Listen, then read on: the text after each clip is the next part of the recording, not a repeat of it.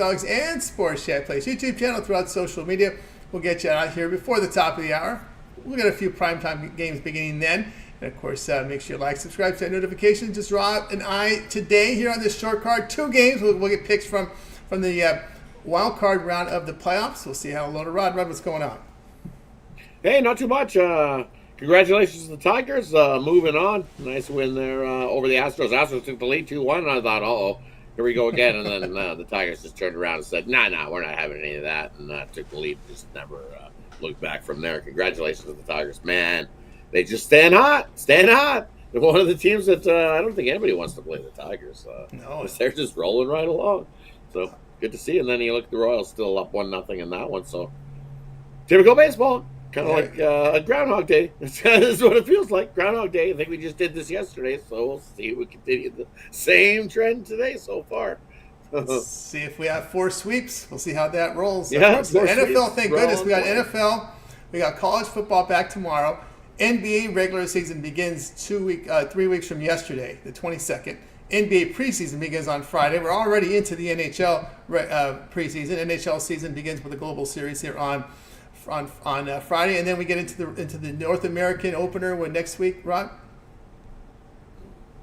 is on North American opener is on what 4th, 5th, 6th, the 8th, October 8th. Tuesday 8th is the opener. That Tuesday. All right. Okay. So that's 2 weeks ahead of the NBA. So there you go. Orioles have tied it. Mullins homer. Looks like, Orioles tied it 1-1. 1-1 there, so we got a game. Maybe we have some hope for a game tomorrow, but let's get to these games here. That's what the guys are here for. We're going to cover both of these games at prime time. Thank goodness they moved this one to prime time. We give us something else to talk about. We got Mets, Brewers, Braves, and Padres. Why don't you go ahead and lead us off, Rod? Yeah, and we'll look at you look at the Mets and taking on the Brewers here in this one, and you look at Manaea on the mound, and the Mets just continue to win. Manaea, he's 23-9 in Manaea starts this season, and he just keeps rolling right along. Frankie Montas, I can't trust Frankie Montas. The Brewers, I think they got into some trouble with some starting pitching down the stretch here as well. He goes out. He's given up 12 runs in 3 starts, so 1-3 with a 7 ERA. Ooh, that's what you're rolling out here, and into hopefully save your season. That doesn't look well for saving anybody's season. I don't want to bet my chips on Montas and doing anything there.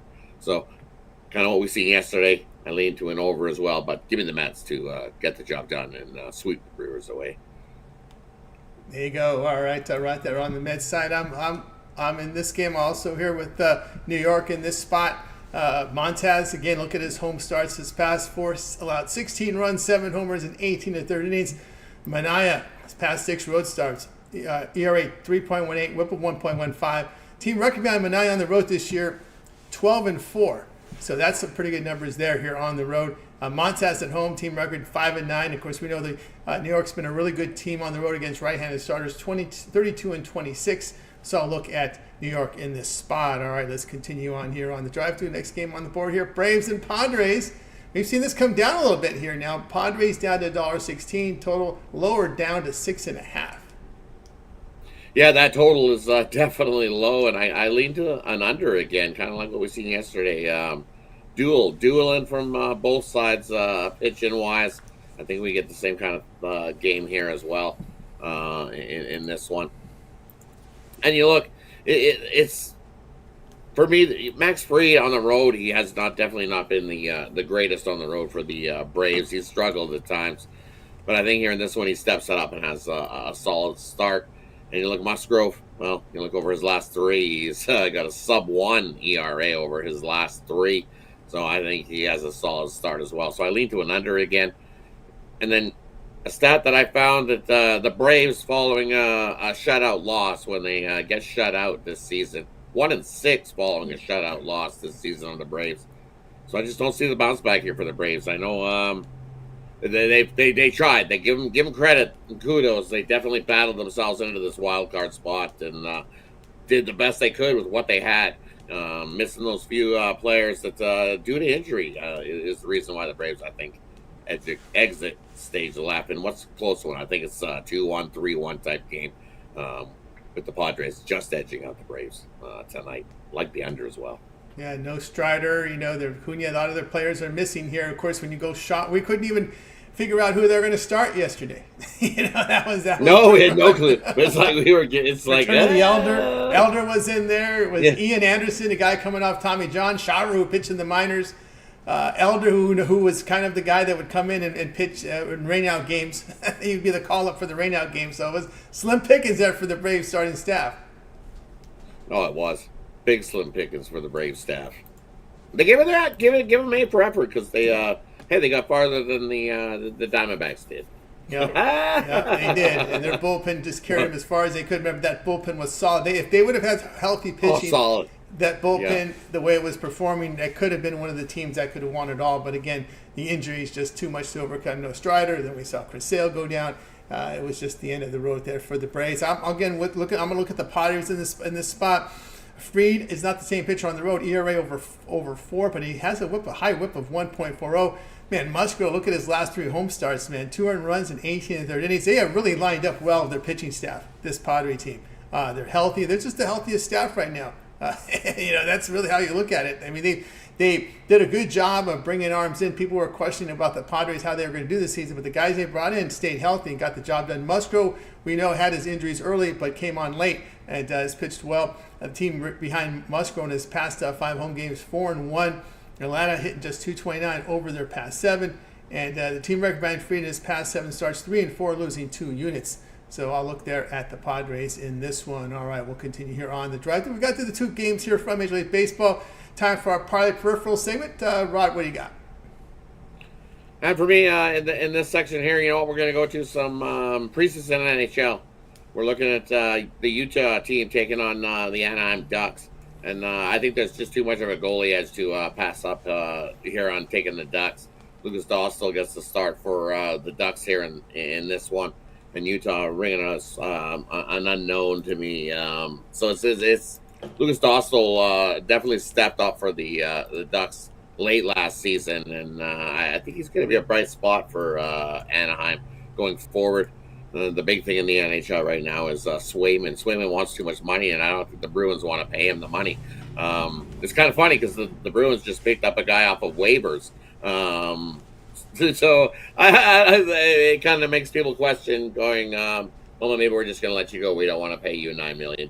And when you look at it, there's only about 4 teams that end up left that can actually afford $9 million in cap space for Jeremy Swayman going forward. So what happens to Swayman? I don't know. They lost Allmark in the trade to Ottawa, and Allmark's looking ready to go for that team. So watch out for Ottawa this season. I think they have solid.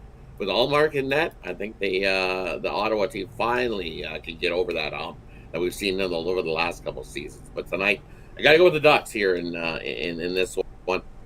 As expected, Carl Vajamilka is getting the start, and I'm not a fan of Vajamilka in Utah. He's had ups and downs, and I think this Ducks team sporting the better lineup here in that one tonight. And the other one that I'm looking at, I just want to see what the odds are, see what's still the same. I got to go with the dog here, and you see it's so all these ones. See the bookmakers not giving you any too many preseason freebies. They're looking at their goalie report too. A lot of minus 260s, minus 300s. So I'll lay a little bit of juice with the Ducks. Is what I can find there in that one. It's tough to find. I would over-wise, I would take the over in Edmonton, Seattle tonight. At 6, I think that's a little low. There's your little 2-teamer. Take the Ducks and the over in Edmonton, Seattle tonight.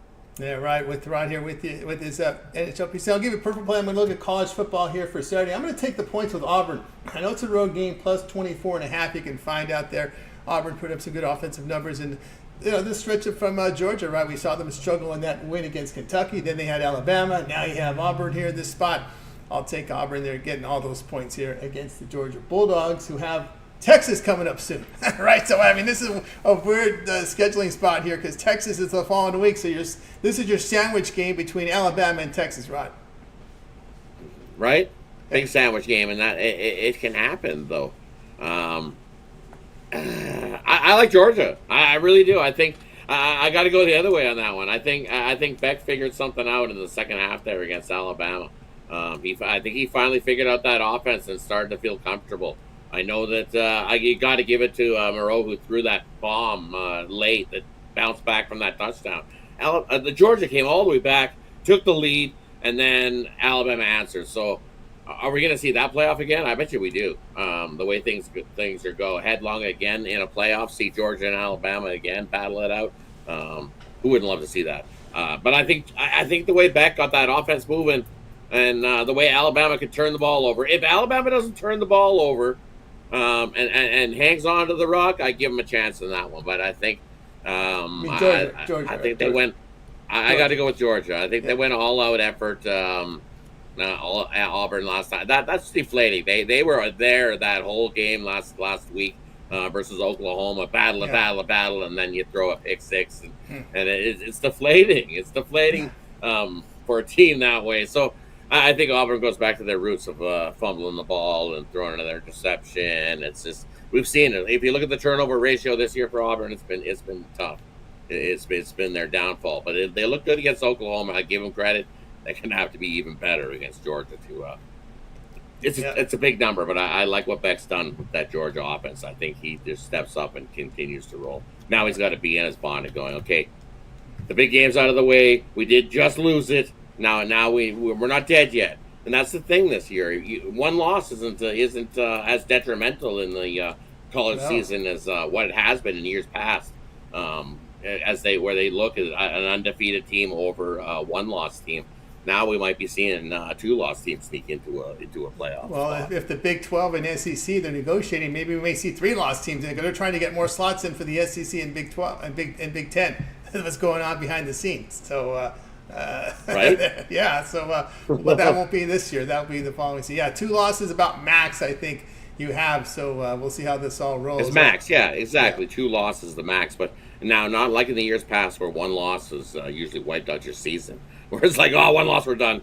It's over. No chance.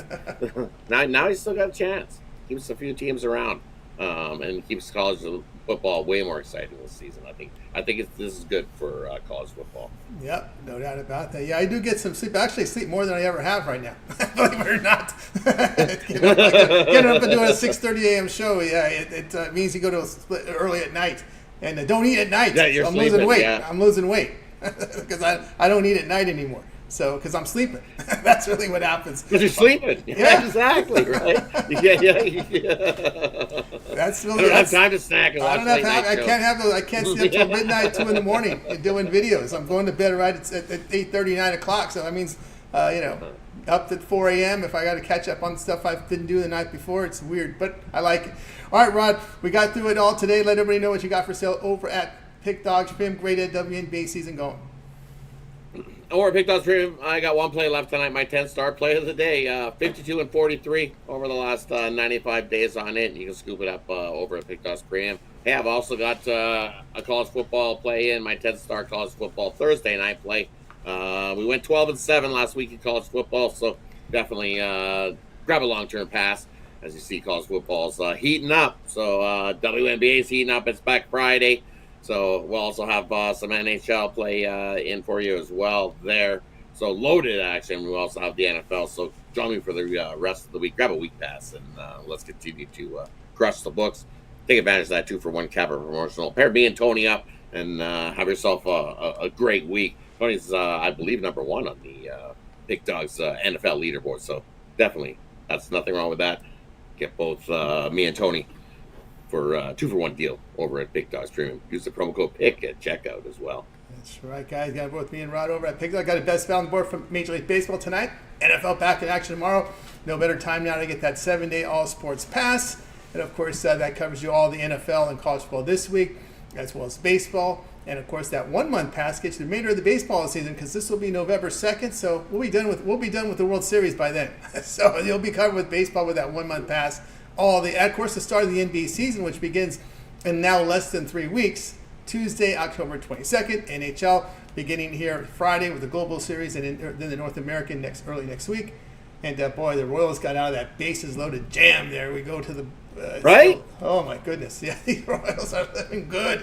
living good right now. Baltimore can't hit the beach ball. Can't hit the beach ball. My goodness. Oh, boy, I thought for sure. I was like, ooh, bases loaded, no out. I was like, uh-oh. I was like, uh-oh. Here we go. That's it. All right, guys. We got any closing thoughts, Rob, before we end it? Closing thoughts. I'm looking at a big dog tomorrow. I think the other one, Sam Houston taking on UTEP, is a big game tomorrow since I'm not around tomorrow. It's just, for me, it's a spot here where you look underdogs of 10.5 to 21 points after failing to cover the spread in 2 of their last 3 games. Terrible team, winning percentage of 25% or less in their games in the season. Guess what? They bounce back and they cover spreads. It's kind of, you go all the way back to 2020, and there's 64 and 26 teams in this spot, and that's UTEP. Sam Houston laying that boatload of points scares me. How many times do we see Sam Houston where they get the points? Sam Houston is a favorite? Yeah, I think I'm going to take the dog. I like UTEP there tomorrow. Just Sam Houston, give it to them. Their defense is good. Their offense is good. But what we've seen from UTEP has been absolutely trash. That's the only thing. Yeah. And it's this one of those plays that I think that maybe Sam Houston takes a little light, and they come in and they go, oh, UTEP, this seems awful. And they just don't try as hard because they think we can just cruise to the win. Because, is Sam Houston really trying to cover 10.5 points? No, they just want the win. That's exactly what they're coming here to do. So I think UTEP could sneak in that back door and get that covered. Give me UTEP plus the points tomorrow. There you go from Rod. And just something to think about. So if the Royals hold on and win this game, your final 4 in the American League are the Yankees, Royals, Tigers, and Guardians. 3 AL Central teams into the final 3 AL Central teams. Wow, right? Who would have thought of that? Well, the Yankees must be licking their chops saying, oh, we got it. Be careful, Yankees. Don't get too confident. Oh, we got it, man. We do what Royals or, Royals, Guardians, Tigers. We're just peddling that World Series, right? Wrong. Right? You know how that works. No, it's always like that. It's the same thing happens usually in the NHL, too. Usually it comes doggy. We've seen. I like the NHL. I think they should go back to the 1-8. Yeah. There's rumors and rumblings that they're going to try to, they might want to change it. They want to go to a few extra preseason games and then extend the season to, actually they want to extend teams in the playoffs. They want to have a few more playing round NHL teams in the playoffs. Yeah, maybe add an extra round in there or something. The NBA does. The season to 84. Let 20 teams in instead of 16. And have that playing round. Yeah, exactly. That's exactly what the NHL is. They're like, well, if the NBA were there, so it's in the rumblings that we might see some more NHL hockey games coming forward in the season. Couple more regular season games, couple more preseason games, and then more playoff games. But I think if that's the case, then you got to start earlier. You can't be waiting till October to be starting these games, because then what happens is you're finishing playoffs in the middle of July, and you get some really bad ice in Florida in July. Yes, that is. We see bouncy puck is what happens. You see it. It's the puck bounces all over, bounces over someone's stick, and that's not how you want to. We may see. Funny that I mentioned some of these playoffs. We could see a rematch of the World Series way back, Padres and Tigers. We got that. Padres and Tigers. That might be something to think about. See if you're looking for a World Series match there on some DraftKings or some of the other books up there. Who will play who in the World Series? That's something you may consider there. All right, that's going to do it, because Tigers were the two hottest teams in baseball, I believe, to close the season were the Tigers and Padres, if I'm not mistaken. Oh yeah, for sure. The Padres and Tigers are absolutely just rolling right now. Yeah, no doubt. All right, that'll do it for the drive. We're back tomorrow again at 6 p.m. Eastern time. We know we're going to have football on the schedule. We'll cross our fingers that we have some baseball, but some people are saying there's going to be 4 sweeps today. We'll see. We'll see how it rolls. That'll do it. We're going to go ahead and wake up.